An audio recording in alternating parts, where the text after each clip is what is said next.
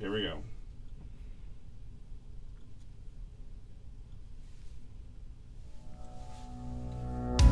This is Drink Talk, where we try to solve the world's problems one drink at a time. Each week in this podcast, the topics of today and tomorrow are discussed while we sample some of the finest libations known to man. Join us. We are your hosts, Brian and Britt. Check us out. All right. Good evening, ladies and gentlemen. Hello. Hopefully you can hear us loud and live. Britt. Hello, Brian. How's it going? Hello, Britt. Welcome back to Omaha. Yeah, right? Let's try this again. Let's try this again. I apologize. We were having some technical difficulties, so I appreciate the ones that were giving us a little notification that you could not have any audio, or that they weren't hearing any audio on the video. So we are trying this again. Yeah. Round two. We're seeing what we can do and seeing if this is right. So please let us know. Yep, we did end up restarting the whole program, so we're going to start from scratch on what we had talked about. Yeah. The first thing we talked about was Britt. Welcome back to Omaha. It's been 2 weeks since we had our last talk, so we'll get into what I was doing. Okay, and that's fine. I noticed people popping back on the video, so if you please let us know if we aren't. Please let us know if you can hear. Exactly. That'd be great. Thank you, Chris. Appreciate it. He said it's working. Excellent. Great. I'm thinking it was a Facebook thing. We're gonna, we'll blame. So the way we record this show is through this Behringer box, and the output of the Behringer box goes right into our ears. So I know I was recording, and I know it was working. So I don't know what was going on there. I got my audio playing. Cool. Sounds good.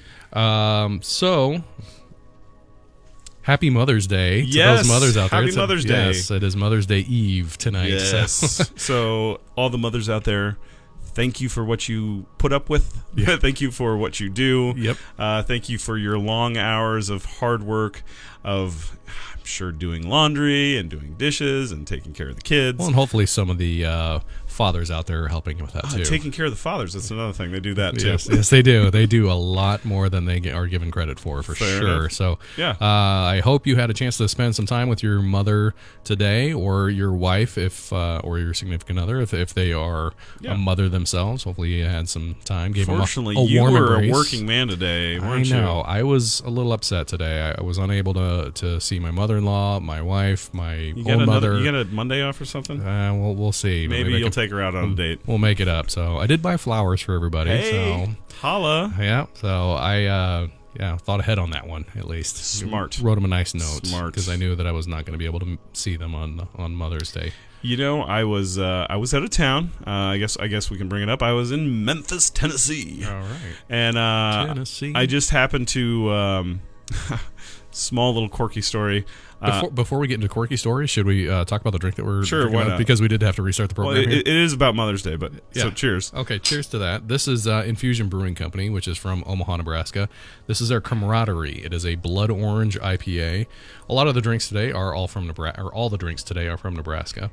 And this is our heavy hitter. This is an 8.5% ABV. Holla. Again, like I said, it's a blood orange IPA, which a lot of brewers are getting into blood orange, and I kind of dig it. And this is kind of a golden, almost a golden amber color. Very smooth, but get the hoppiness in the back. You taste the blood orange notes right up front. But it's pretty delicious. So we had other blood orange ones. Are you searching the? Yeah, I'm just trying to get the taste of it, because it just, to me, it's not an IPA. Like, if somebody handed this to me, I'd be like, it's almost like a Hefeweizen, but a light Hefeweizen. Like, it's just got a golden amber taste to it. It does a little bit. You know what I'm saying? It's got a little bit of a tang to it because of the blood orange and the hops combined. There's a little bit of a tang, but that's more in the back. No, I dig it. This when I tried the samples out at Growler USA, I guess we should go back in because we are restarting the program again. Aren't we? Yeah. Talk about what you talked about. So I was at Growler USA earlier yesterday, late yesterday, and I had a couple samples there. I didn't know what to do for the program, so I decided to try some samples out there, get my first impression, and see what we had for the drink tonight. And I decided on 3 of them from Growler USA. If you have not been there, it's at 163rd and Center. It's a pretty cool place. They got about 100 taps, 98 of which are beer, and they have local and international and all across the United States. So it's It's a good spot. It's a great place to go. Yeah, and they have live music on Fridays and Saturdays. So, like, what would be like the capacity of this place? Like, how many people could be in there? It's unfortunately pretty small. I would small. say So they don't have any party rooms or anything. They don't. Well, they have a little small party room that might be able to hold like a business meeting, but not anything of any size. Maybe 10 people, 12 people. I would say 15 to 20 would be too many much. People for that. But I've just never been there before. Just the party room, but like the main room. If you're going to go for the live music usually either starts at 7 or 9 o'clock, depending on who's playing. I would say show up early, like at least an hour and a half early. Sure. Order some drinks. The food there is phenomenal. I had an ahi tuna with wasabi drizzle, Me like the ahi. salad when I was there. It was amazing, and they have this paradise sauce that you drizzle over it. And where is it located for our Omahans? On 163rd and Maple. It's on the south side of Maple. There's like a I want to say like a Dunkin' Donuts and a Oscar's takeout place right by it. Perfect. So look for those. I always suggest going there. Those guys are very knowledgeable, very passionate about the beer and passionate about the music. The owners there are cool people. Their son Alex, who I deal with most often, he is a really, really good guy out there. And as are all the bartenders there. Very passionate people. Always dig it. Britt. Oh yeah. Let's talk about your story. Well, you were talking about how you got flowers for mom and I'm sure your mother-in-law and whoever else that you wanted to give flowers to today. I, on the other hand, was out of town, but I was still thinking about the mothers. Mm-hmm. And it really came with me having to do something. Mm-hmm. So I ended up buying a knife out there because I really needed it for the show and all that stuff. Well, always good to have one, too. Always good to have one. And you can't fly with one. Exactly. Exactly. Yeah. So I had to mail it. Well, we had... Or put it in your check-in. Do you check or do you carry on? Only carry on. Yeah, so my stuff travels with me. I've lost a whole packet. Or I've lost a suitcase. Never to be found. Mm-hmm. I'm sure it's sitting in a pile somewhere. Into the black hole of airline industry. So we went out for lunch to Rendezvous. If you're in Memphis, Tennessee, check out Rendezvous. You go into a back alley, and there's 2 giant smokestacks coming out of this thing. You go in there, you got to go down a couple flights of stairs. Their barbecue is amazing, and it's old school, done the right way. Well, anyway, Rendezvous is right by the Peabody Hotel, so I have to mail this knife, right? Didn't realize that. Got back to my hotel room, looked up where the FedEx place was at. It was right there, right next to Rendezvous. I'm like, seriously, I could have just mailed it. Well, now you can go back to the Rendezvous and have another drink. Well, I went to the Peabody Hotel, and while I was there, I got some Mother's Day gifts. I got some beautiful earrings from their shop inside there. I watched the ducks walk in and go into the fountain. So that's a thing. At the Peabody Hotel, twice a day, you can watch the ducks go. March of Ducks. March of Ducks. That's right. So yeah, it was. I'm kind of glad that I made the mistake of having to go back there and mail something out, because I ended up with Mother's Day presents and watching some ducks. Nice. Ducks. All right. Well, we're gonna do this other the shout out that we did before, but we're gonna redo the shout out. Do the shout out for the first time. Yeah, for the first time. Yep. So I have a friend of mine that he had a shop down near Benson, and he decided to open up a new place. It's called The Simple Man. And this place, let me tell you, is a really cool place. If you're a guy or a dude, you need to go there and check it out. Or even if you're female and you want to get something for your guy or dude, go there and check it out. Here he has a lot of really cool stuff for drinkware, drinks, leather goods, clothing, apparel. I think he's going to start getting into furniture and all that, but he's got some really, really cool things out there. One of the cool things is this. He's got a little tin here. These are like emergency kits for cocktails. This one happens to be for an old fashioned, and if you open it up, there's I wonder if there you can open it up. We didn't open it up before, Britt, so I'll let you open it up because I've already seen inside there. Oh, sorry, I was just deleting our old video. That's fine. So this is a little tin that you can make old fashions from. Mm-hmm. But the thing is, you do need the alcohol. You do need the alcohol. Yep. So, like, let's say you're up on a plane. All you need to do is just order a whiskey and a cocktail glass with some ice in it, and then you could turn around and make your old fashion. Go ahead and open that up and see what's all in there. Yeah. I haven't. I saw the one in the store. I didn't actually open this particular one up, so it'll be interesting to see if they're all. Now they have different kinds. So there was a. So they include a little napkin or a little coaster, a little coaster to make it cool. Yep. Now, could you imagine sitting on a plane and have somebody whip this out real quick? That would be awesome. You'd be like, what are you doing here? So it looks like a couple sugar packets. Yep. Let's see what we got here. It's got some bourbon in it. So it's got one mini bottle of bourbon in it. So it does have actual booze. Well, how about that? It's got one stick of cane sugar and 3 dashes of aromatic bitters. So aromatic bitters.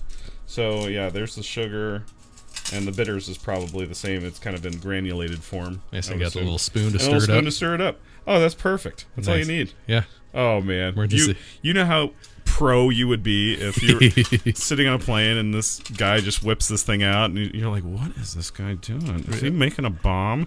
No, not a bomb. He's just making his old fashioned. Making my little cocktail here. So the next thing that I got, he's actually got flavored toothpicks here. So yes. This one is the bourbon, and this one is the single malt scotch. I have not opened these yet. Just when you want to come back from your work lunch smelling like bourbon or scotch. Did you have a drink? No, it's my toothpick. Trust me. It's just the toothpick. So we did do some pins earlier. Britt already put those up. And then this one was my favorite. This one was my favorite, and we didn't quite get it opened yet. So he has some copper mugs here. That's like all full copper mug. Mm-hmm. Full-on copper mug. The whole thing is copper. Exactly. Like normally you'd see the insulation on the inside, which, that's still fine and all, but when you drink out of a copper cup, you want that copper taste. Right. And you would get that from this. And that's going to stay here. It's a beautiful thing. Now I am up to 3. Yeah, can you put that up on the... the thing about the copper mugs is any of you that are fans of Moscow mules and you have tried to search out for actual copper mugs, you're going to find most of the $20 to $25 range copper mugs are going to be like the insulated ones with some stainless steel inside, and it's just a little bit of copper on the outside. This is completely 100% copper, non-insulated, which is what you want with a Moscow mule.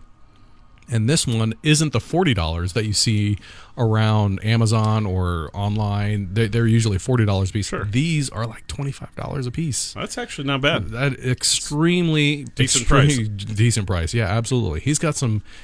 He's got this muddler that's like a miniature baseball bat with like a rubber tip on it, and you can just use it as a muddler. He's got bottle openers that are my muddler's from Bacardi. Nice. He's got bottle openers that are like solid brass that are like paperweights. These things are just if you threw it at somebody, it'd hurt.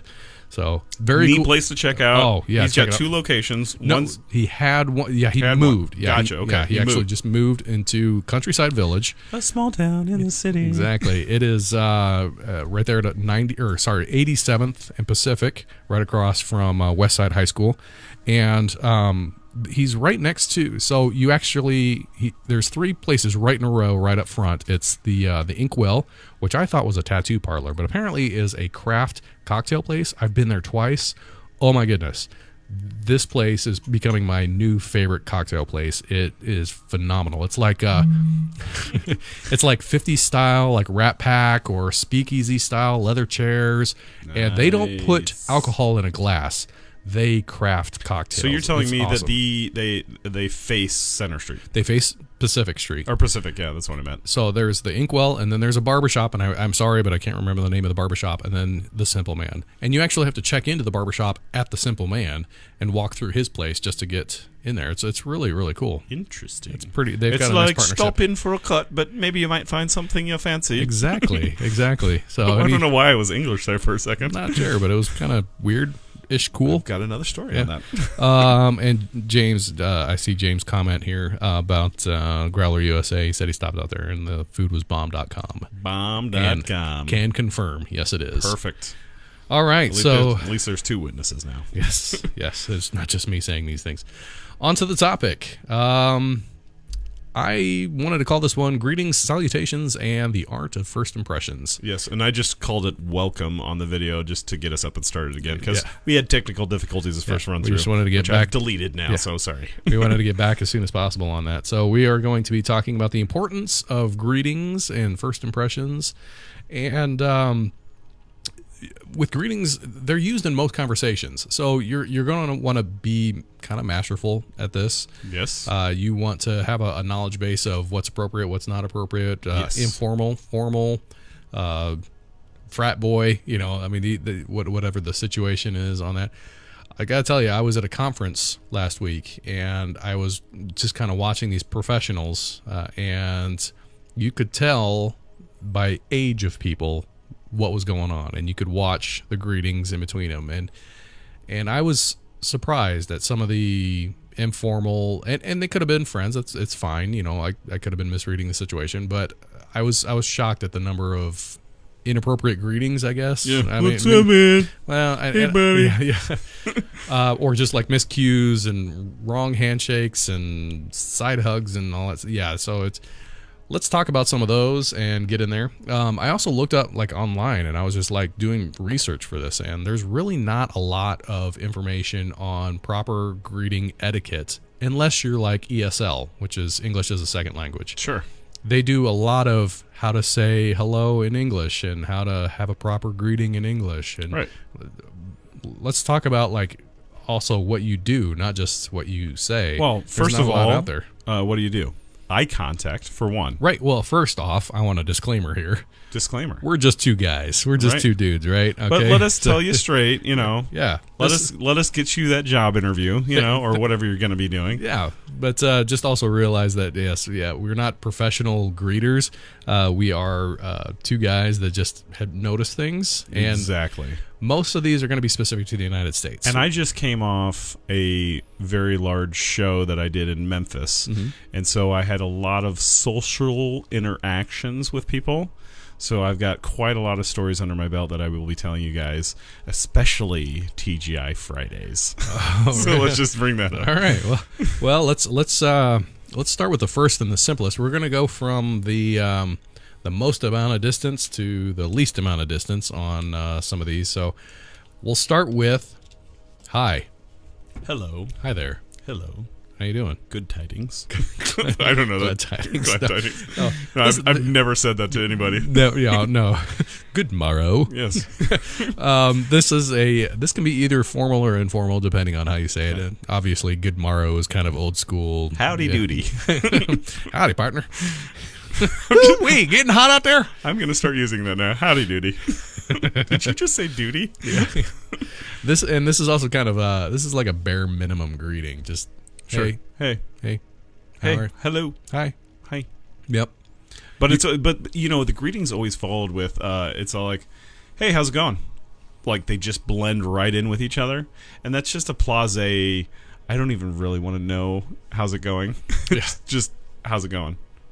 My informal, if I know people and I'm friends with them, mine is buongiorno. Buongiorno. Yeah, that's a pop culture reference. Do you know it? No, I don't. Inglorious Bastard. Yes. Buongiorno. Buongiorno. Did you speak Italian? No, I said he spoke Italian better than the rest of us.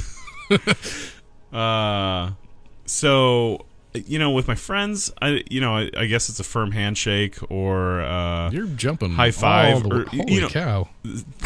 Brian, it's your list, Brian. I'm just saying, with my friends, this is what I don't say buongiorno, but I on my way out, I usually use peace, like see you later, peace, like peace out, man. But I don't say peace out. I just say peace. That's just my thing. Assalamualaikum. Assalamualaikum. Yeah, no, I don't you don't. ever say that. I have. Wrong again. Yeah, well, depends on who you talk to, right? Right. And Wrong. the formality of Yes. it and all that. Good jazz. day. Good morrow. Good morrow. Yeah, we're going to try and make light of these, by the way, also. Even the formal ones we're going to probably make light of. Perfect. Why? Well, because we're drinking while we're doing it, so we're just going to continue on like that. Next one, waving. Is it like this, or is it like this? Okay, so for me... Is that a wave, or is this the parade wave? For me, personally, little to no movement. My wave is more... Yeah, or how about this?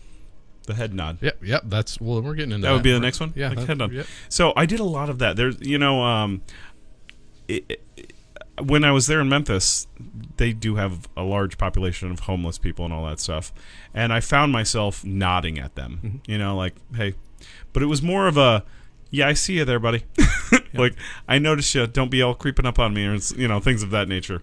Because there are a lot of creeping homeless people there. And just make sure you stay off of certain streets. Go ahead and go be on Beale Street because everybody wants to be on Beale Street. But don't go on the street next to the courthouse and jail, which is conveniently right next to the convention center where I'm at. I'm like, sweet, I will stay off that street. Paul told me. Paul used to be my boss. He's like, yeah, don't go down that street. My life was threatened. I was like, oh, yeah, fair enough. Steer clear of that one. Yeah. I would say the head bow basically is probably my number one, because I interact with a lot of people throughout the day, and it's a polite way of just saying hello without saying it. You can, in fact, you could do that from afar. That's what I found myself doing a lot. I usually accompany it with a hey or hello. Well, instead of the down, how about the up? We're gonna get into frat boy stuff later, man. This is let's get into the stuff that people should be using. Right. What's up, man? Yeah, because that is it's saying what's up without saying it. It's like, yo, word to your mother. No, that used to be the thing a while back, but I guess with the head bow, I guess then you can go full on bow. I mean, that's now you're getting into overseas, because Japan they do the full bow. Yeah, but there's a growing movement of martial artists here in the States. People that we're gonna bow and then I'm gonna kick your hiney. I know, right? There's also the namaste, in yoga, and which is more of the like Indian namaste. So there's a lot more growing popularity of that as well. Sure. People that are into yoga and meditation and all that. So, you mean you're not, Brian? You mean you're not vegan? You mean you're... No, I'm just kidding. I'm not gonna go that far. You're right, yeah. What was that joke? An Apple user, a vegan, and a CrossFitter walk into a bar. You know how I know? They told everybody. Because their hair was in a bun. No. Gotta say, our neighbor owns a CrossFit gym. He has one, and he rocks it. And I would say he's a cool dude. He is a cool dude. Fair enough. The next one is more formal, and this one I'm going to be a little cautionary on. This one's the salute. Oh yeah. So how many fingers salute? That's all four. So that's the salute that you'd be using in the military. Exactly. So this to me is veterans that are wanting to show you a sign of respect. And this is getting really loud. That's all right. It's getting loud in our ears, but the general public does not hear that. Yeah. Again, I would use a word of caution on this. This should be used primarily solely by veterans. If you receive one from a veteran and you're not one, now that we're talking all four fingers, because I do the two finger like tipping your hat off, like boom. I guess that would and kind of like almost a point at you, like, hey, we are so far away from each other. I still see you though. What's going on there, buddy? Yep. And I would say that there's a lot of veterans that I know that use that just kind of as not the two, but the four. Yeah. like they're actually back in the middle.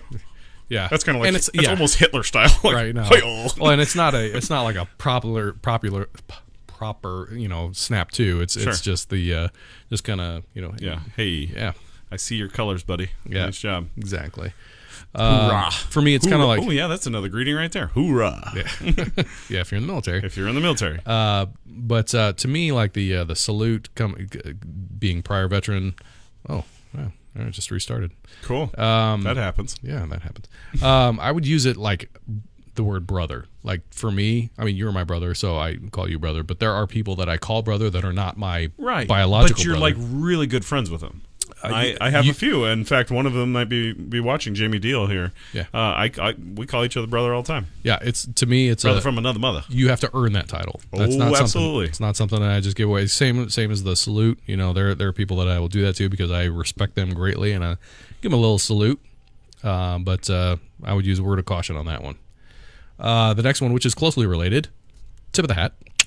which you kind of mentioned I don't earlier. know if like I said, I do the 2-finger kind of like point, but it's almost like a tip of the hat because my head kind of goes down and I point my fingers at them.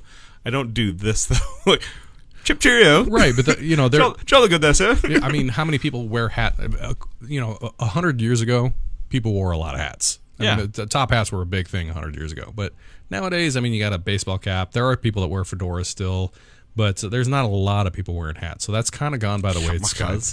Huh? Yarmulkes. Yeah. There's no brim on a yarmulke. No. There is not. Just right back Sorry, here. I just came off. That's the reason why I was out there in Memphis was I was dealing with the JCC. So there was a lot of Jewish people out there, and it was actually their second biggest event at that convention center with us as my working out of that convention center. This is their second biggest show they've ever done. So they flew in the guy. I'm the guy. And we knocked it out of the park. We got an email back from them that said, "You guys were awesome. We want you guys to bid on our next show." Britt was just on point. Can we duplicate him? Is that a thing? We want 3 of him on every one of our shows. I'm like, all right, knocking it out of the park, right? Sorry, not to give myself like a pat on the shoulder, but I just did. I guess First Impressions was the tie-in there. Absolutely, it was First Impressions. All right, cool. It all came off with yarmulkes. Yeah. Really just fell right into that one. Yeah. Brought up that story. Why not? You had mentioned this we had talked a little bit about this prior to the starting this episode, the high five. Oh yeah, let's do that. High five. High five. And the weird thing about high fives is if you like miss, you're like, no, come on, let's try that again. Yeah, I do that with my kids. Yeah. No, not good enough. Yeah, that's kind of an informal, but more it's less of a greeting. More of a congratulations. There you go. I was going to say that. Yeah, it's less of a greeting, but there are times where you see somebody after a while, and I guess high fives like, "Hey, good to see you." Yeah, like awesome that we met so randomly. There you go. Random occurrence would equal a high five. Right. And the one I prefer as the congratulatory, but you can also be used as a greeting, the fist bump. You know, I use that more than anything. You know why? My hands get dirty. My job. So like, I meet the client for the first time, but I just got done rigging for the past 5 hours, and I'm like looking at my hands, and I'm like, I'll fist bump a client, but I'm like, you don't want to touch his hands, so like, like I'm not trying to be off-putting, but I just don't want them to have dirty hands and touch the stuff that I've been touching. So it can be formal as long as you present it as being formal. Yeah, well, actually, you know who brought it to popularity that I didn't do any research on this, but Howie Mandel. Exactly, Howie Mandel. Just because he actually has, and I forget what that's called, where he doesn't like to touch people. Yeah. He has. He's got a phobia of germ transfer. Yeah, like a germophobia kind of. There you go. Boom, germophobia. Yeah, you got it. Germophobic. And so, like, the fist bump was his way of shaking hands with somebody. Sometimes I've got to do that just because I just have filthy hands, and it'd be rude of me to shake the hands client, and then the client looks at my hand and is like, "Really? You just shook my hand with that? Thanks, man." Gross. I'd rather just, apologize and say, I'm going to just fist bump you. Hey, hello. Right. Well, I'm going to... How close are you? I'm doing all right. Because we're going to get into one here. Speaking of the hand, I like the pinky. That was nice. I was being... formal. Formal. Very formal. On to the next one? Is that what you're saying? We'll just bring it out. I do want to go to the next one because this next... The next... we had mentioned a little bit here when we were talking is the handshake. So I want to pause and have this next beer because the handshake is definitely going to be a lot longer topic. Yes, it shall be a long topic. Anyway, I guess some small stories that I can have really quick about going down to Memphis and all that stuff. It's amazing who you can meet randomly there. It's such an open community, such an inviting community, but very diverse community. There is definitely beautiful state too. There's definitely some times where I was walking down Beale Street and I was the light bulb. Let's just say that, if you want to, if you all catch my drift. Mm-hmm. But I didn't ever feel unsafe, except for the time when I walked down 2nd Street, getting back to my hotel, and I quickly thought to myself, I should have gone Main Street instead of 2nd Street. And there was 4 guys that got up off of seats and benches and all looked homeless or thuggish, and I went 2-stepping it real quick up to Main Street. Maybe they were part of the Thuggish Ruggish Ball. You don't know. Maybe that was it. But I wasn't gonna second guess that. And I heard a lot of hey man, and yeah, never turned around. Just kept on going. And my steps picked up quick. And I think that there was a very strong jog going on until I got to Main Street. And I'm like, oh, all right, not gonna do 2nd Street anymore. Back to the hotel. Yeah. All right, on to this next one. All right, cautionary, 2nd Street. Caution. Right out. Right out. This next commercial break brought to you by White Elm Brewing Company. This one comes to us from Lincoln, Nebraska, so local-ish. This is the Arianette. It is a port cask aged beer. It is 6.5% ABV. I'm interested for you to see. Ooh, I know, it's like right? red. Right. A red one. It does. It looks like the margaritas, or not margaritas. Our sister Erica Sangria. made some sangrias tonight, and it looks like the sangria she made. It kind of Wait, does. just 1 second. Hearing it.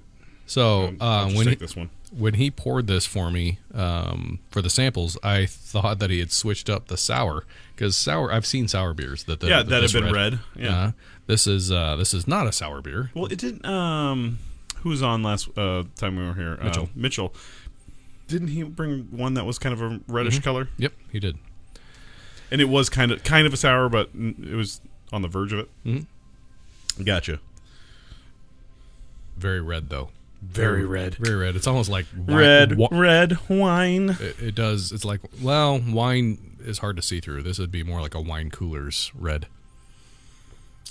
Very, very little aroma. Oh my gosh, that's like fruity. Mm-hmm. That's fruity. Mm-hmm.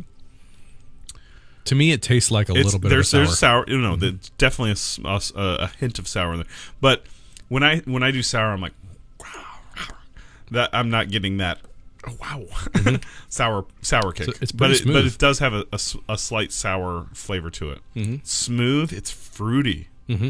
Smooth and fruity. And tell me what this is again. White Elm. White Elm. Oh yeah, from Lincoln. White Elm does a great.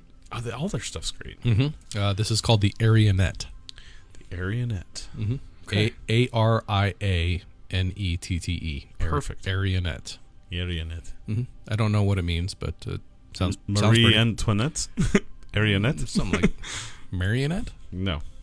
Oh no. Not the case. Not okay. Mm. Oh, it's yeah. The aroma opens up a little more as you get into it, but I would say like it's almost got like a cherry flavor to it, like a tart cherry. Yes, like a red cherry, not like a black cherry, not a black cherry, like a red cherry tart to it. Yeah. No, I dig it. When I had it, I was like, ooh, it's kind of like a sour, but not quite. If you wanted to bust into the sour category.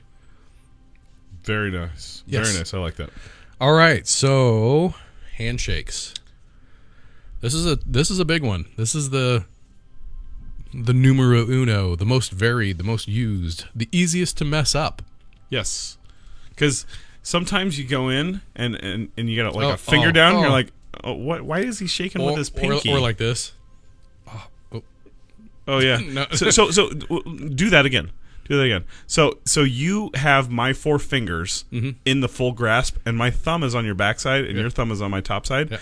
Yeah. You should do. You know meat what? to meat. But you know what? That handshake's good for women.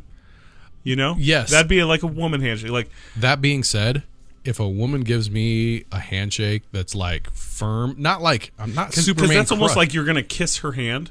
Which, you know what I mean? Yeah, and that's old school. That's super old school. So like that kind of shake I would reserve for a woman. I would go in and I've actually done that handshake with women before. It's almost like I'm going to grab her hand and kiss it a little bit. I would say older. But if I had a man shake my hand that way, I'd be like, oh, that's kind of weird. I would say older women.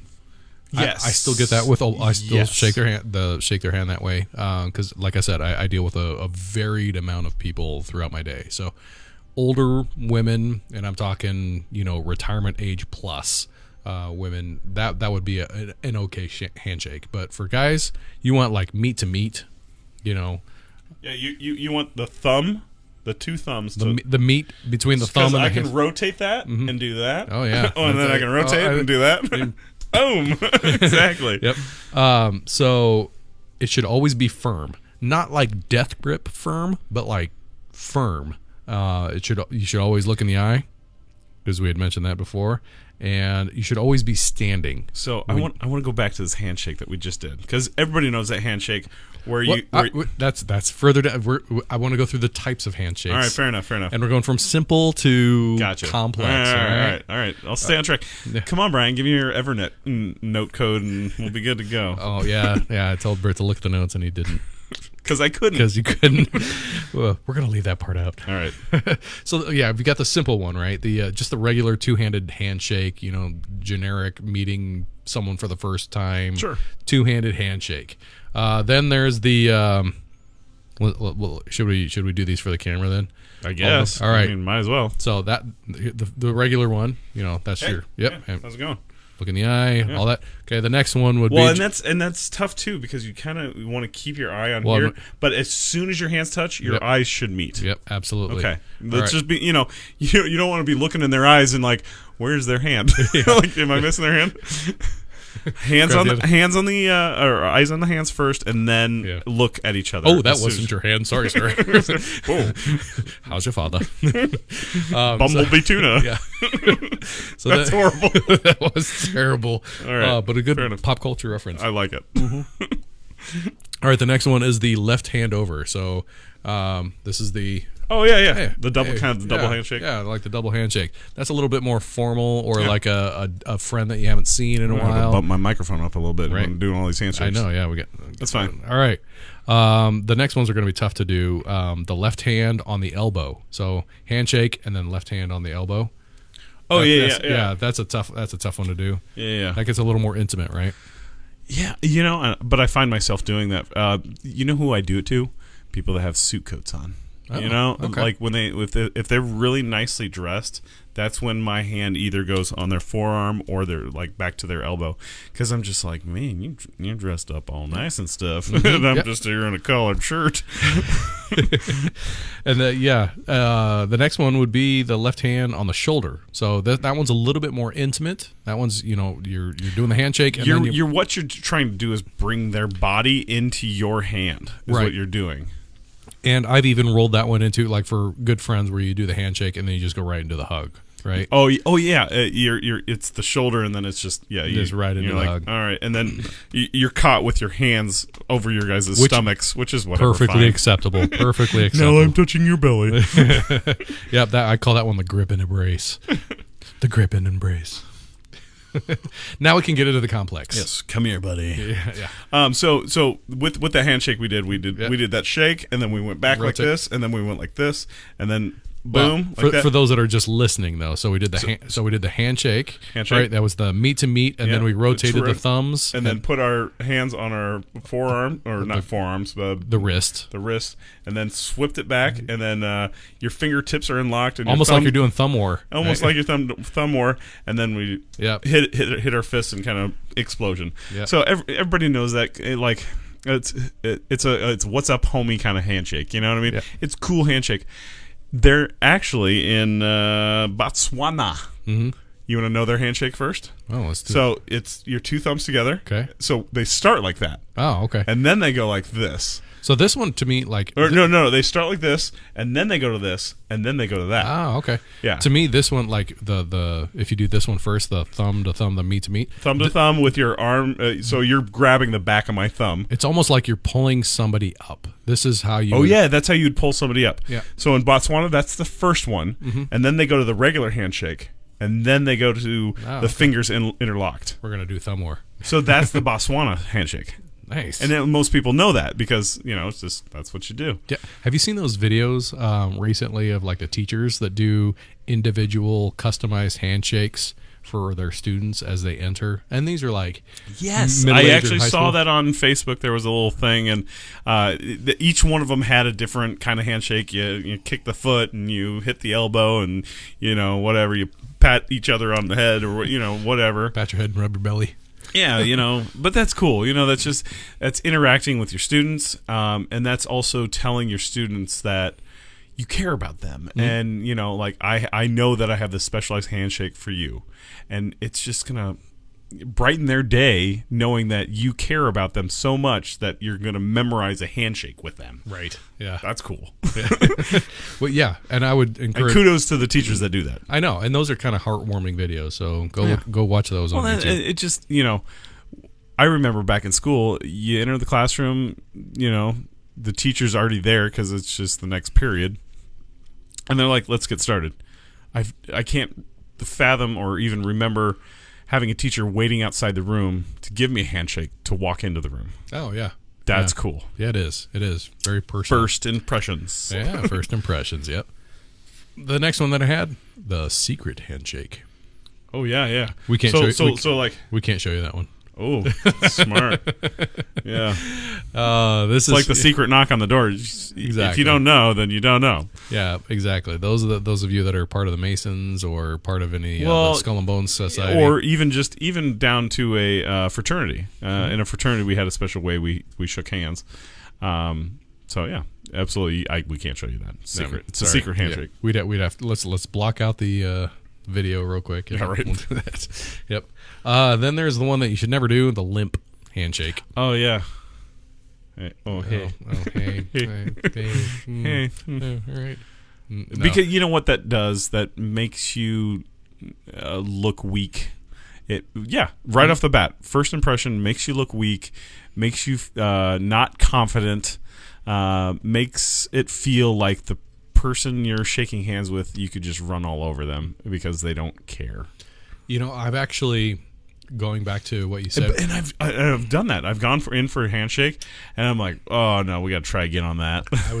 You and I were on the same wavelength. Yeah. I was just going to say it is perfectly acceptable if you give a handshake and it doesn't turn out right. You're like, no, let's try that again. It's perfectly acceptable to say, no, let's do this the right way. Yeah. Perfectly. My acceptable. bad. Yep. We were looking in each other's eyes. We weren't looking at the hands, and we just messed that all up. Yep. Let's try this again. Especially with the high five. It's the same thing. Let's try that again. Yep. Perfectly fine. Perfectly fine. The left hanging. Oh. Oh. You know what I like to do? Like, just play it off like. Or. Because usually that's what happens is you're reaching out for somebody's hand, but they're distracted with something else that's going on. Yep. So then it just turns into, hey, I'll just give you applause. Good job, yeah. I like to make a joke of it and just like give myself a high five or. Right. Sweet, dude. Awesome. All right. Or just look around. Yeah. Oh, here, I'll shake your hand. Yeah.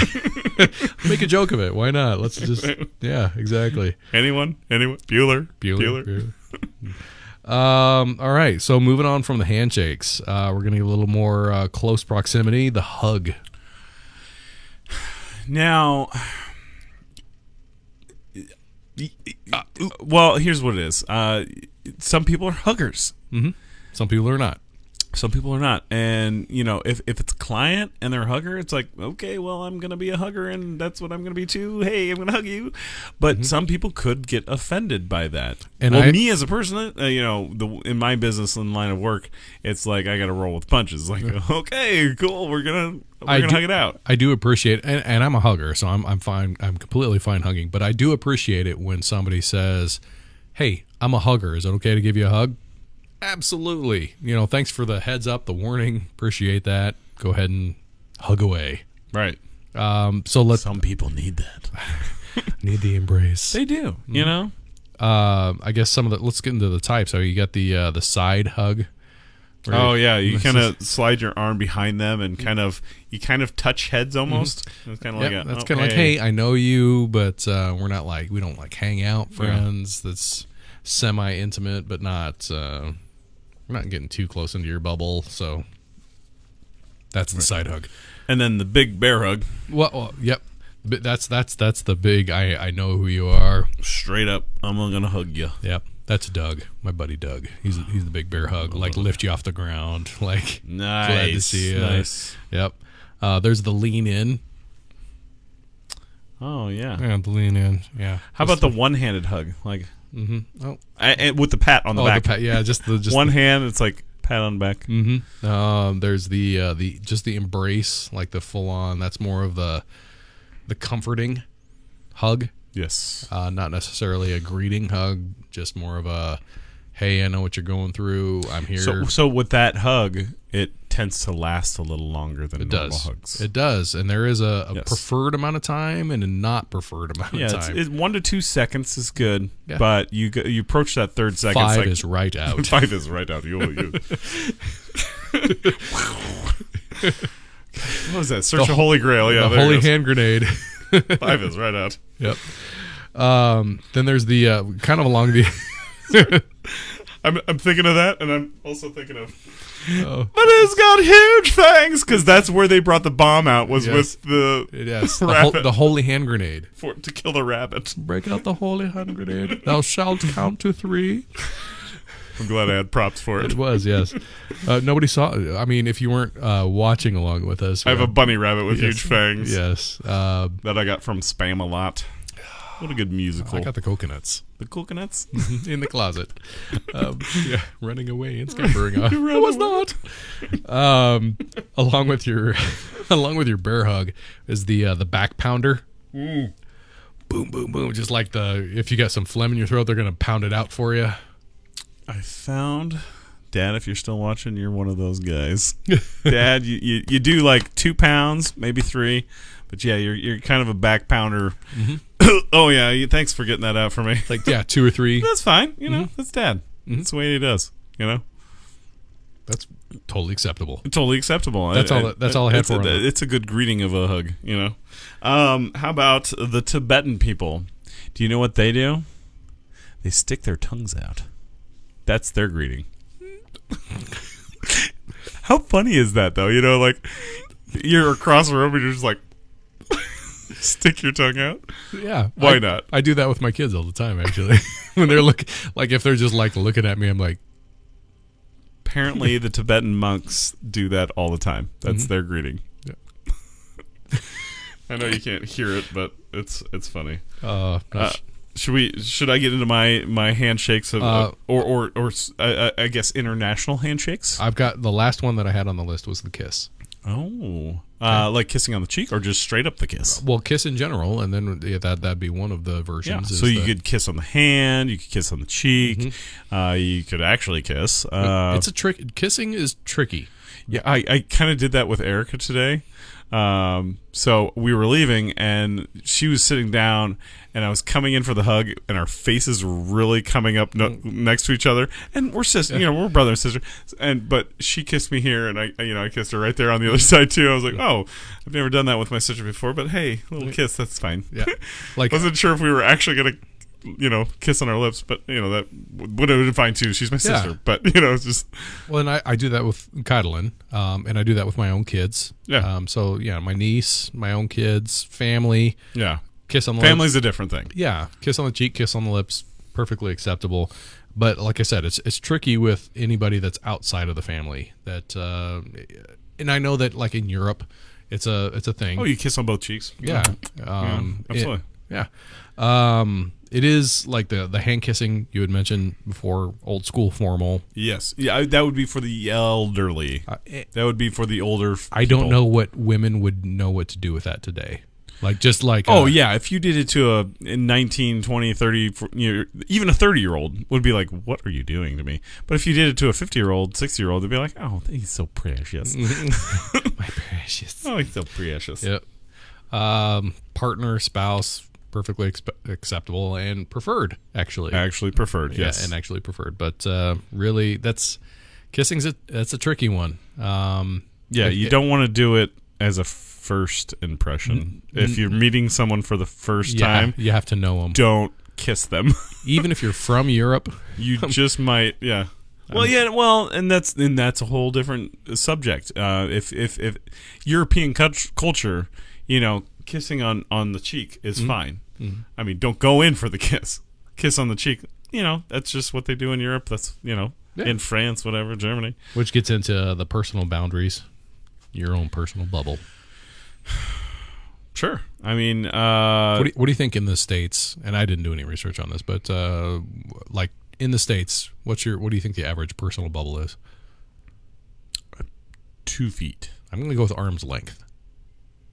Okay. That's about 2 feet, right? That's about 2 feet. It's a cubit and a half. Yeah. It's like, what's a cubit? 2 feet. That's what I would say is, I mean, we're right now, if I was to break out, we're a yard away. We are probably 3 feet away. Roughly, yeah. This is a little further away than you would normally greet someone. I'd be okay having somebody a little closer. Exactly. Yeah. I'd be okay with that as well. Mm-hmm. So I'd say 2 feet would be on par for the distance you should be away from somebody to greet them. If I can touch you on the shoulder with my arm extended. Now, if you're friends, if you're best friends, like get on in here, and give them a hug. Do whatever you need to do. Do the handshake hug thing. I do that all the time with my friends. Absolutely. But as a first time occurrence, you want to be about 2 feet away. Yeah. Don't invade their bubble. Yeah. Be mindful of the bubble. You're like a foot away from their face. Hey, man. Yeah. Well, how's it going? And they might punch you in the face. And I've been to bars where people have had a little too much to drink and, hey, man, right up in your face. All right. Speaking of bars, now I got to get into Memphis, and I got to get into some of the stories. All right. I got to give a big shout out to John and Paula. They are from England.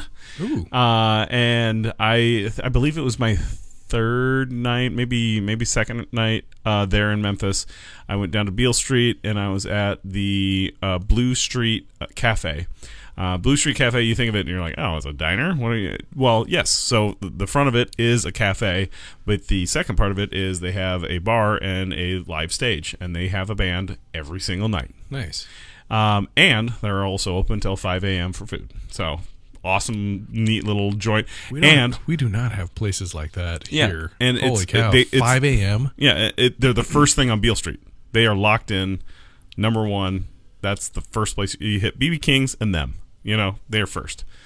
So I found myself there a lot of nights. They have great drink specials. I was drinking a local IPA, 32 ounces, for $9. That's one of these things. For $9. Wow. Yeah. And then I could get a full rack of ribs for $24.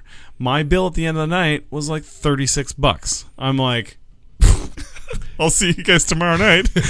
And they had a show. Well, anyway, I met Paula and I met John there at that bar. And it was just I just loved how they talk. We're gonna do a walkabout later. I'm from England. Walkabout. That's Australian. It's been a fortnight. Come on, let me do some English terms. Anyway, they're just sweet. They were a sweet couple.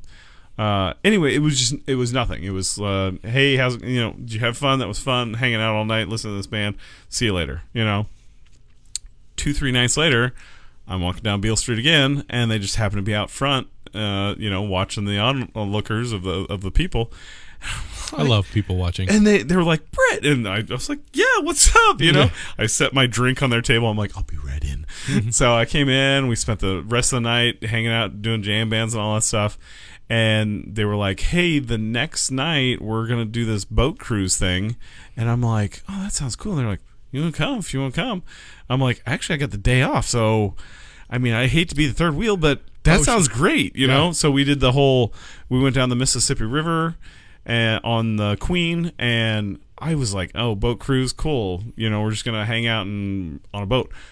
The person on this boat, whoever they have as their lead conductor, talking on the microphone, talking about things that happened there in Memphis. amazing. It was a history lesson, is what it was. I was well worth the $24 it was to come onto that boat. Nice. And it was just relatively inexpensive. Well, yeah, it was so we did the 2:00 thing, which after a night of drinking, that was kind of my morning. And we did the cruise, and it was fun. The wind was in our hair. We were on the river, and we were overlooking the city. And the guy was just so knowledgeable about all the things that were happening. And so we kind of went our separate ways after the boat, but then we rejoined again. So you never know who you're going to meet. First interactions, I really put myself out there. Brian, I don't know if you know this about the road. We're really easy to talk to. No idea. Exactly. I had told them I got the show and why I was in town and why they were in town. They were in town because they took like 3 weeks off of work, and they came to Memphis first, and then they went to Chicago, catched a concert and a baseball game, flew back to Memphis, and then they hit Route 66 in a Jeep. Oh, nice. I know. They're currently on Route 66 right now. Nice. I know. I'm like, that's cool. You know? Just neat people that you meet along the way. So, I'll bring up some more stories here later. Nice. So, we'll move on to with other things. You wanted to bring up some of the international stuff. Yeah, I did. One of the things was I looked up how many different ways can you say hello, and it came up with like 11 or 12 different ways you can say hello around the world. And some of them I found hysterical, like the Tibetan monks stick their tongues out. Well, kind of weird, you know. Do they say anything, or do they just stick their tongues out? Did it say? And it's fine. It just said no. It just said that they stick their tongues out. Well, it's just like weird. What is that? In the Philippines, they take their hands, and you take the hand of the person that you're meeting. I'm not going to do this to you because it'd be weird. And they put it on their forehead. Now, it's more reserved for elders. Okay. But they take their hand and they put it on their forehead. Please take my temperature. Which, I mean, if you do it right now, I've got kind of a little bead of sweat going on. It's a little warm here in the basement. So I'd be like, oh, thanks. Kind of weird. Greasy. Japan, we already talked about just, politely doing the bowing and all that stuff. In New Zealand, they kind of do the same thing as the people in Alaska. People in Alaska, they Eskimo kisses. That's right. That's where the noses touch. Yeah, they rub their noses. You know what I call those? Butterfly. Well, the butterfly kisses are the eyelashes. Yeah. That's right. The people in New Zealand rub their foreheads together. Again, I'm like, this is a greasy situation. Like, what if you look at the person you're about to greet and their head is covered in zits, and you're like, well, all right, I'm going in for the head rub. Well, I was going in. So, like, for me, New Zealand is like Lord of the Rings, right? So it's like you're trekking across the countryside, and you're just greasy with like days of not showering, and you're just gonna rub foreheads together. That's weird. Tavalia. Mm-hmm. They press their cheeks together and then inhale at the same time. So they put their cheeks out and they go, because you can feel somebody inhale when your breath cheek smells nice. What? Okay. I like your breath. Malaysia, they stretch out their hand, but instead of shaking their hand, they touch fingertips. And then, kind of like almost like that. Yeah. But here's what I'd say. It's more like more like one of these, and then they go to their heart. Oh, I take you. I see you. I love in my heart. I love that we have just met. Mm-hmm. Interesting. That's what I would feel. You touch fingertips, and then, we got to move on to the next one. Is that okay if we take a break? That's fine. I'm only halfway through the lift, so it's actually pretty good. Oh, well, you're even only halfway through the drink. Holy cow. I did notice that we had... What do you mean, Brian? Wow, look at you. Professional. Pro. I wanted to get to the last one because I noticed we were kind of winding down on the talk. I don't have to work till later. All right. So this is the last one. This one actually comes from Kinkaider out of Grand Island. Let me get my notes on that one. Yeah, Kinkaider from Grand Island. This one is actually called Snozzberry Sour. And you already took a drink of the foam. So I did take a drink of the foam because it was overflowing. I know. I just poured it slow like I'm doing here, and it just really must be ran in the goblet. Must be very carbonated. It is. I mean, look how slow I poured yours in. Mm-hmm. And this is a 5.9%. Very. Wow, that's really clear. It is really clear. Holy cow! There's some floaties in there, but not too bad. I just want to actually just pour a new cup for myself, and then we can cheersies. Mm-hmm. And this is a sour ale, like I said before. But the snozzberries taste like snozzberries. All right. We'll wait for that guy to go down a little bit. Mm-hmm. Cheers. This was an actual sour. Those snozzberries do taste like snozzberries. You know, it's a very fruity sour. It's like Sour Patch Kids. Sour. But the berry version of Sour Patch Kids. Yeah.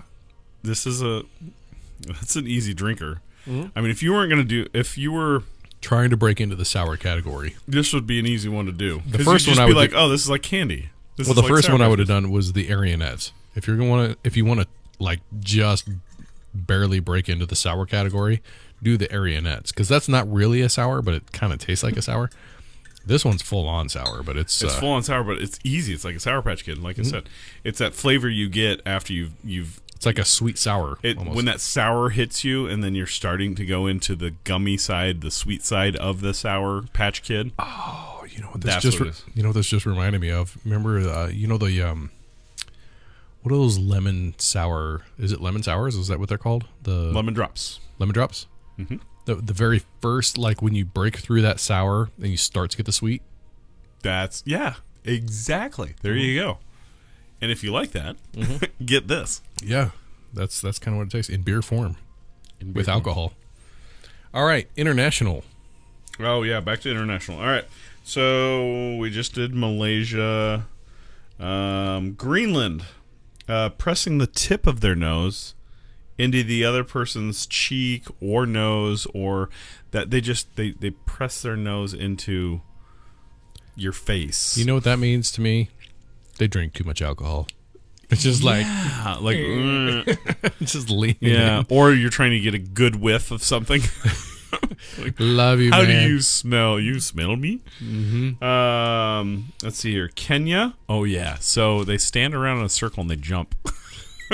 That is their greeting. So there's so not all of Kenya, but there are certain tribes out there that they'll get around and they'll jump. Might as well jump. Well, I mean, as a society, you have to remain pretty active when you're running from lions. And those guys can jump. Those guys can be like 3 feet up in the air, 4 feet in the air. You know, like you ever try to jump over a sprinting lion? Yeah, right. Try to get away from a gazelle. Watch out for them horns. Exactly. Good thing there's a space. They'll get you. Yeah. Good thing there's a space in the middle. Let's see here. Thailand. They do the whole. They pray and then they bow. Yeah, it's kind of a namaste. Namaste. Yeah, kind of. Hey, just a little. Yeah. And then Botswana, but we went over Botswana, so that's the cool handshake. All right, are we going to get into the completely ridiculous? Is that where we're going now? On the last beer, or is there something you want to bring up before we get into that? Well, first impressions. We never even talked about first impressions. What to do, what not to do. This whole thing was kind of on. Yeah, but I mean, I guess we talked about no weak handshakes, no holding your hand too long. Kissing. That's another thing. Yeah, that's weird. Like when you shake hands and then you're talking to the person and then you're like, I want to rip my hand away, and you're like, but they're still like gripping you're like, on. Hey man, like I'll let limp my hand a little bit. I'm kind of like, like, and I start to pull away or whatever. Like, I don't need to hold your hand the entire time I'm talking to you, unless you want to pull me into your ear and be like, hey man, I want to tell you something. Then I guess that whole holding the hands longer than you should happens because you're just trying to tell me a secret and you're just like, shut up. Yeah, for me, like a handshake's like 1 to 2 seconds, unless you bring it in for the hug. But that's going to be somebody that you know a little more intimately than just a business partner or whatever. And it's okay to hold it longer than 1 or 2 seconds if you bring it in for the hug. First impressions, don't not avoid eye contact. Like I see so, what you're saying. like the first impression thing is like if I meet you for the first time and I'm talking to you and you're looking away, I'm just so like, am I a person? Like, do you have a problem looking into my eyes? And I would say there's a lot of people nowadays that are like that they just. I wonder if electronics has something to do with that, where people are used to looking at their phones and all that, but they're not looking at a... That's another thing is don't be on your phone. First impressions, I'll bring up the job interview thing, but I'm also going to bring up, this is the first time I've met you, and we're having a lunch together because we're going over some kind of work meeting or whatever, something to that nature, or even just on a date, if you're on your phone... It's like you don't even want to be here. So you are ultimately sending a message to me that says, I don't care about you. Right. Well, and I don't want to get into the whole phones during conversations. We had talked about technology that. During conversations. Yeah. That's a completely different topic that we've actually talked about before. So if you want to look it up, there is apps out there that will silence your phone to say, hey, you don't touch me while you're doing this interview. They sell an app for that. Why not? That's funny. Why not? I mean, and sad at the same time. I have what do they call it? I can do that on my own. Self-regulation? Self-awareness? No, not self. Yeah, self-regulation, I guess. Mm-hmm. I can regulate myself to not be on my phone while I'm dealing with a client or dealing with the person at hand.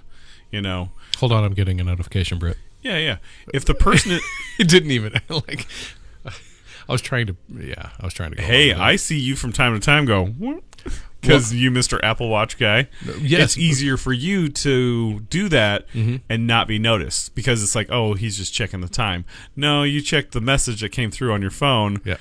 And the two messages that I got were weather related. I don't find that obtrusive. Right. With you just going, okay. If you actually... Unless you were talking to somebody, then looking at your watch is like, where's this conversation going? I will say this, that brings up a good point. These new Apple Watches have figured it out and how it's less obstructive towards society and people that you're dealing with. If you're at a table full of people and everybody's having a conversation and you go... And then you're back in the conversation, I lost him for half a second, and he could have been checking the time. He could have been checking the weather. He might have gotten an update.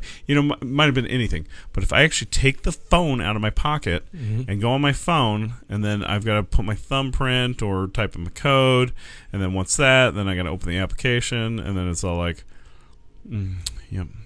And then I put that's more time. But that's something interesting that you just brought up. Like, you said that you didn't mind if somebody, like if it's a smart watch, you don't mind them checking that because it's brief time. It's brief. It's super brief. It's like you literally. I saw you do it on the show. You were just like bing, and then you were done. They were actually weather notifications, so that's why I actually looked at them. Sure, whatever's clever. It could have been anything. But with regular watches before the smartwatch, that was a sign of, when is this conversation going to get over? I mean, it's like we've got a babysitter to pay for and that kind of thing. Okay. All right. Fair enough. So, but that's a nice side of technology, that it's softened our... This doesn't necessarily mean when will this conversation end. It's just, hey, I just needed to check something real quick, and now I'm back. So let's go off topic of technology and get into... This would be more for ladies than it would be for men. Don't play with your hair. Because playing with your hair could send like a mixed signal. Like if you play with your hair too much, you could become like not narcissistic. What's the repetitiveness person? Like, I got to do light switch 3 times. I got to walk in and out. Obsessive compulsive. Yes, you could actually put off the effect of obsessive compulsive. You could also put off the effect of I don't care. I'm going to twiddle my hair. Yeah. You could also do the hey, I'm kind of into you. That's kind of what I was going for. Yeah. So there's it's a subconscious thing. Don't play with your hair if it's a first impression. Now, first impression doesn't go for somebody you've known for a long time. If you're hanging out with your buddy, play with your hair, whatever. Who cares? Because it's not your first impression. This is all about first impressions. This is all about meeting and greeting someone for the first time. Right. Don't play with your hair. Get it done at the salon. Leave it alone. Chewing gum. Ooh, that's a good one. That's a good one. That was actually the 7th one I had down here. Chewing gum. It makes you look like a kid. Mm-hmm.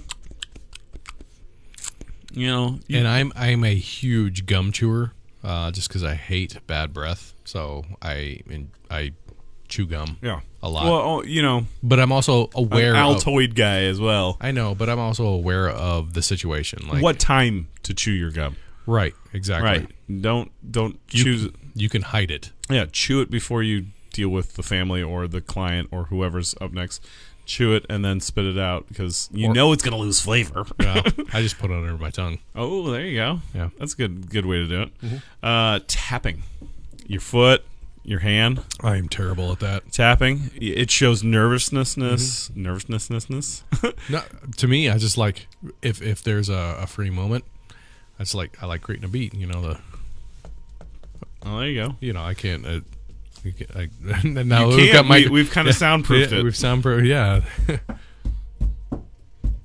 I know. Yeah. Well, that was terrible. It was horrible. I was just trying to create some sort of beat, but don't tap. Don't start. You're fidgeting or the leg going. Yeah. Yep. Well, that's another form of tapping. Mm-hmm. Or if you start twitching, is there something wrong with this guy? Yeah. Or the pee dance. Gotta be. Well, we do that on the show from time to time because we're just trying to keep going with everything. Exactly. Let's see here. What do I got? First impressions. Forgetting someone's name. Hey, man. You literally just met them, and then you immediately forget their name. So a little trick that I like to do, and other people's like to do, is say their name multiple times. Mm-hmm. You go, "Hey, I'm Paul," and you go, Paul. Or is this Paul? Paul. Saul. Paul. Rawl. Paul. Doll. So I did that while I was in Memphis, trying to remember a guy's name. He's a bartender down there at Blue Street Cafe. His name's Keith. Hey. Big shout out to Keith.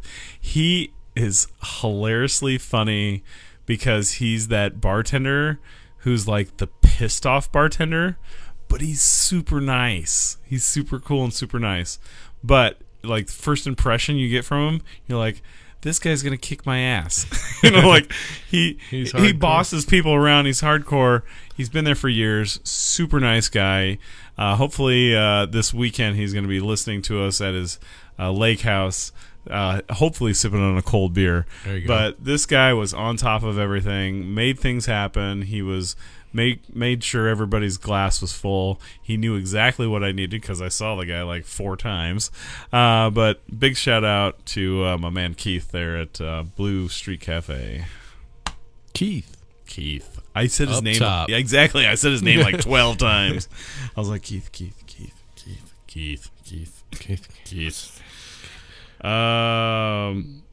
Being late. Okay. Yeah. How far are we going into this? Well, it's first impressions. You show up late, that's a horrible thing. It is. It means you can't keep track of time. It means unreliable. It means, I can't count on you. You show up late as a first impression. No bueno in my book. No matter what the reason is. Well, yeah, you could let's just say it's the first time I met you. The business that I do, if you're late, you have lost my trust. Mm-hmm. You know what? If you're late, you might as well just go home because really I don't care anymore. If you're on time, you're late. If you're 15 minutes early, you're on time. Early is on time. On time is late. Exactly. So the first impression, you show up 5, or not, I wouldn't say 5. 5's like, oh, you had to park your car and then you had to walk through a convention center, but if you're 10 to 15 minutes late, I go, you just don't care, do you? You just don't care. And in my line of work, you get those people that are late a lot, you know. Chronic tardiness. Well, I work with freelancers, so it's, you know, chronic tardiness, and it's like when I work with those sort of people, I'm just like, I really don't need you to come back anymore if you're gonna continue to be late all the time. But let's talk about another story. While my brother has hit the loo, being down there in Memphis, Tennessee, a couple places that you should check out while you're down there. You should check out the Metal Museum. The Metal Museum is a bunch of guys who do blacksmithing. You can actually take stuff to them that is metal, and they will repair it for free. There's a lot of metal artwork there. You can check it out. Another place is the Pink Palace. And when somebody said the Pink Palace, I said, where are you standing me? Because that almost kind of sounds like a quote-unquote strip joint. But it's actually the guy who used to own the Piggly Wiggly. It is his house, and it is historically huge. I'm kind of doing a site for site here for Memphis. The Piggly Wiggly house. They call it the Pink Palace. Mm-hmm. And I was like, what are you sending me to strip joint? They were like, no, it's the guy who used to own Piggly Wiggly. I'm like, oh, they used to have a Piggly Wiggly in Wahoo. Did they really? Yeah, I believe there was one in Wahoo. And some other places to check out there. The Peabody Hotel. I was telling you they had the March of Ducks. Central Street. Or no, Central Barbecue. Central Barbecue.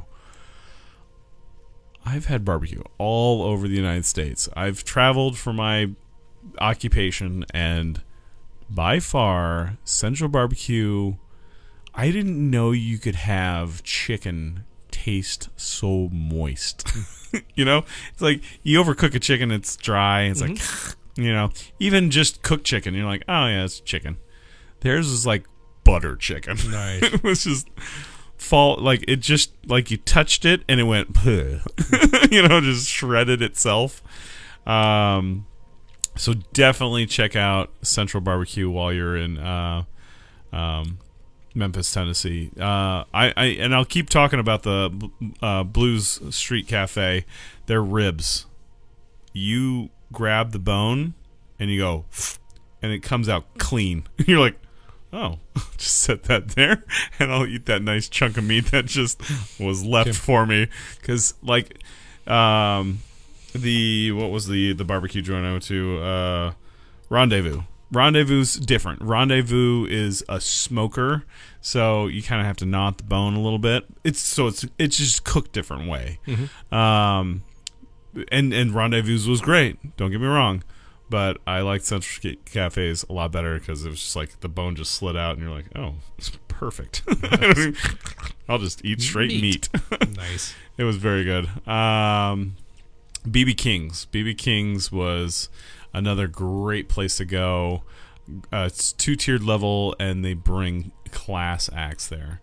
When you go there, though, there's a place that you can buy an all-access pass that goes to every single bar there.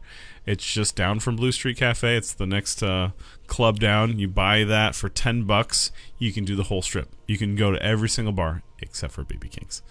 So if you're going there to Beale Street, go to that next club. Just buy the $10 ring pass, and you can just go wherever you want to go. Because why not? If you're going to spend the $10, you're going to spend it. Right. Well, I mean, you go to two places, it's paid for. You know, after that, it's just glad you bought that because it's usually $5 to get in and like everywhere.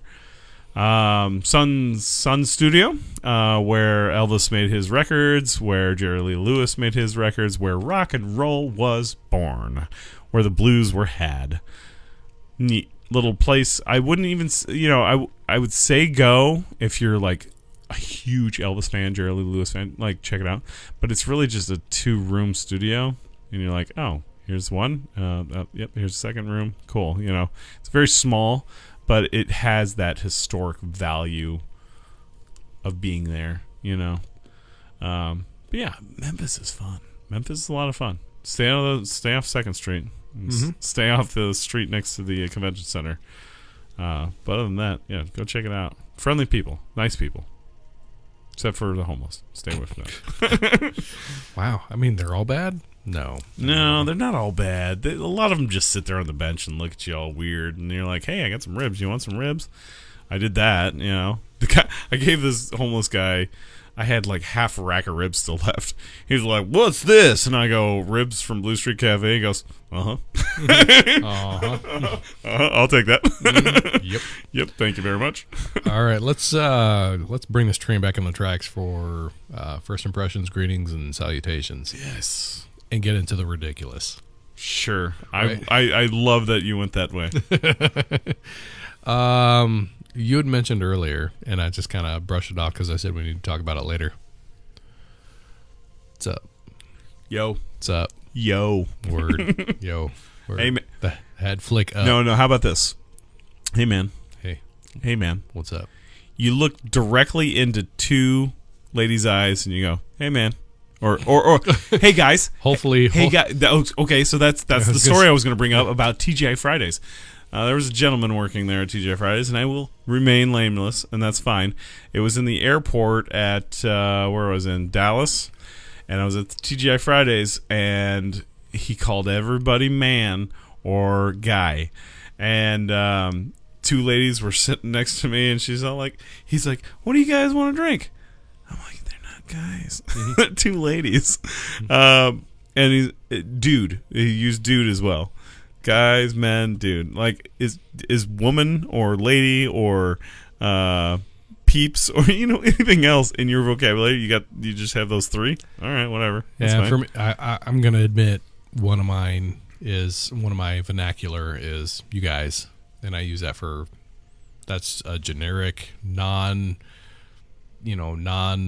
gender tone. Just you guys. So John just joined the program, and I was talking about John and Paula earlier. So John, you're gonna have to rerun this program and listen to what I was talking about you guys, because you guys are cool. They're from England, good people. So I literally just got done talking about welcome Beale to the Street. show. Yeah, welcome to the show. I know you were live earlier, and you did some awesome concerts in Chicago. Way cool. I wish I could have been there with you guys. So my hat's off to you, John. And hey, tip of the hat. That Route 66, how's that treating you? Mm-hmm. Go ahead and answer it if you'd like. We are watching. We are watching, and we go live. He gives us 3 sunshades and a dog. Perfect. I don't know what that means. I don't know what that means, but it's cool. It's real cool. Anyway, what other ridiculous things do you have in your repertoire of why would you even do that? You ready? Sup, dude? You ready for this? Yeah, that was one. Sup? You ready for this one? Sure. Give me some skin. Oh yeah. Remember that one? Give me some skin, man. That was like the 80s. I know, right? I'm just digging in the Wayback Machine there. Yeah, why not? All right. Right. Headlock and noogie. A noogie? Yeah. Oh my gosh.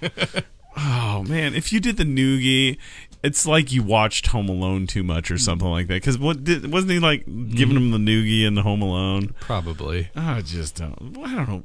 Why would you give him the noogie? Mm-hmm. It's almost like, I'm going to give you a swirly. Mm-hmm. Oh, another one. Yeah. Put your head in the toilet and flush it? What? Who are these people? That was the 80s. Who were these people? Children of the 80s. That's who they were. Children of the Corn is what they were. Wet Willies. Oh my gosh. You lick your finger and you stick it in their ear? Mm-hmm. What? Yep. What a weird way to greet somebody. Hello. Hey. Wet finger in your ear. There you go. That's disgusting. Chest bump. Okay, so that kind of came off. That's more sports oriented. That's more sports, because you still see that in sports, but the chest bump, you know what it came to? Like the side hip bump, like, they jump up in the air and they. You want to do that again? Hit. It's the same premise, but it's also the same premise as the fist bump. Oh. So you the fist bump, You chest bump, and then you get the side hip bump. Yeah, but the chest bump's a little more intimate than the fist bump. I mean, it's very intimate because your jubilees could be touched. I don't want my giblets touching your giblets. Exactly, because you don't know when that's going to happen. That's gross. Do not cross the streams. No, Right? do not Don't cross the streams, Ray. Don't cross the streams. The Kid and Play. What's the Kid and Play, Brian? I'm very confused. Oh, is that before your time? I don't know. Kid and Play. They were the. I remember Kid and Play, but yeah. what was their handshake or hello? It was like a whole dance, like. They turned around, they grabbed their leg. Yeah, and they would like slap the feet together. And Yep. yeah. Oh yeah. I do remember that. I just off the top of my head, I was like, okay, well, yeah, Kid and Play, but which leads me into the dance off. Oh, is that how people greet each other? I mean, if you're in Guardians of the Galaxy, well, yes. It would fall under the lines of first impression. Yeah. So, you could be at a dance club or the CNC Music Factory. Wow. So yeah, a dance off would come into play. So that would be the first impression, or the handshake, or the hello. Mm-hmm. Like, look at me and what I can do. Mm-hmm. Yeah. No, I get that. That's what I had for the ridiculous. That is ridiculous. Redonkulous. Redonkulous. So is monks giving the tongue out. Like, I don't get that one. I was like, what's that all about? Yeah, I would say, like, by and large, though, the handshake is going to be the number one for everybody. But don't use that in Japan. Don't reach out for hands in Japan, because that kind of rhymed, didn't it? Don't reach out for hands in Japan's. Poet and didn't know it. Exactly. Oh, like you just rhymed there. Mm-hmm. In Japan, you want to do the little bow, like namaste, like hands together, or just like a formal bow for that.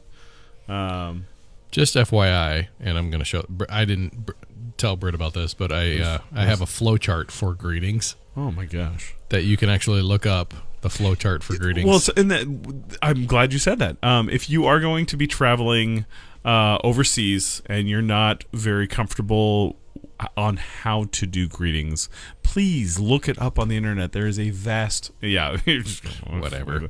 That is quite the flowchart, though, so I'm sure people can see it online. Mm-hmm. That is a neat little flowchart. Where did you find that? Google. On the interwebs. On the Google. On the Google. Nice.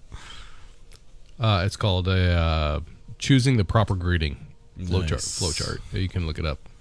It's actually pretty darn funny. Some of the stuff that. What's that? Well, remember that one? What's that? The Bud Light commercial. Thanks, Bud Light, for bringing that into our lives. Brilliant marketing. Well, and at the time, it was brilliant marketing. It was. I'm sure it sold a lot of beers, and it's probably still selling beers to this day. Mm-hmm. Well, even though, what's up? What's up? Brilliant marketing. You can find that all over everywhere. All over marketing. All over everywhere. Yep. I've pretty much run the course on what I had to talk about. That's that deep breath and we're kind of done. That's, yeah. And we went an hour and a half. Normally, when it's just you and me, we only go about an hour. So you got a little more than half an hour out of us. And but I'll tell you what, the last half hour has been hysterical. Yeah, as it does. As you drink, you just hang out. Mm-hmm. The later in this show, the funnier we get, because we drink some beers and we're good. Exactly. Mm-hmm. And you've got a little bit, but I've got a little bit to share here. So, and we also I took more than that. We also have these to go. So we're going to get into the after talk. They're praying. They're gone. That one's not. Oh, did we not pour that out? No. Oh, well, fair enough. All right. We're going to end this talk, and then we're going to get into the after talk. Yes. We've been talking on greetings, salutations, and the art of first impressions. But I just called this episode Welcome, which we can go back and change. Yeah, we were just trying to restart. We had a little technical difficulty right there at the beginning. For some reason, the audio wasn't being passed, but dang you, Facebook. Technology. Exactly. Dang it. As we stated before, we're trying a new format. We're going to probably go every other week instead of every week. So I wouldn't say join us next week, but we will try and do some shout outs or some smaller Some posts. updates. Yeah. Hey, On the where weekend. I'm going to be, where we're drinking at. Hey, come meet us if you want to have one on us. Yeah. Because you know what? Brian and I were easy talkers, easy people to get along with. And I found that out on my trip to Memphis because there were so many people that I was just never met before in my entire life and talked with, which I wish I would have talked about some more people, but I hopefully touched on some key people that really influenced my stay there in Memphis and showed me a good time. And I'm hopefully showed them a good time as well. Excellent. Well, again, we've been talking on greetings, salutations, and the art of first impressions. My name's Brian. I'm Britt. And thank you for joining us. I hope you had a good time. Yeah. Good night.